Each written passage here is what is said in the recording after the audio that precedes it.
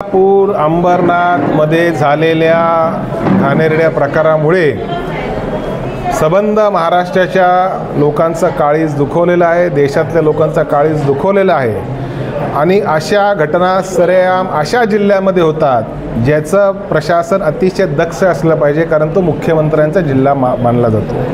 ठाणे जिल्ह्यामध्ये सरेआम गर्द विक्री, झुकाराचे अड्डे, वेश्या व्यवसाय अशा पद्धतीने सगळीकडे चालू असताना अशा असल्यामुळे पोलिसांचा खाकी वर्दीचा धाक सामान्य नागरिकांमध्ये राहिलेला नाही, गुन्हेगारांमध्ये राहिला नाही, अशी आमची सर्वांची भावना आहे। म्हणून महाविकास आघाडीने घडलेल्या घटनेचा तीव्र निषेध करण्यासंदर्भात ह्या देशातल्या सामान्य जनतेला त्याची लोकशाहीची ताकद काय हे दाखवून देण्याच्या दृष्टिकोनातून उद्याचा महाविकास आघाडीच्या वतीने महाराष्ट्र बंदचं एक आव्हान केलेलं आहे। हे बंद दुपारी 3 वाजेपर्यंत असेल, त्याच्यामुळे तिन्ही पक्षाचे प्रमुख नेते देखील असतील, स्थानिक स्तरावर त्याचे कार्यकर्ते देखील असतील।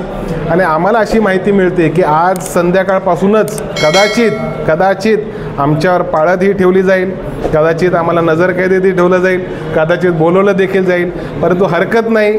हा बंद लोकांचा आहे, हा कुठल्या राजकीय पक्षाचा बंद नाही, हा महाराष्ट्राच्या जनतेचा दबलेला आवाज हा बाहेर येण्यासाठीचा बंद आहे। आणि त्याच्यासाठी पडेल ती किंमत मोजण्याची आमची सर्वांची तयारी आहे।